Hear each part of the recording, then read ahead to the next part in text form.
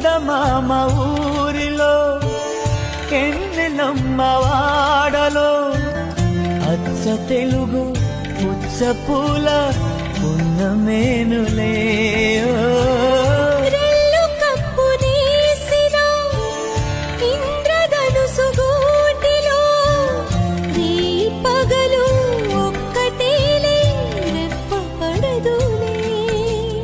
మబ్బులే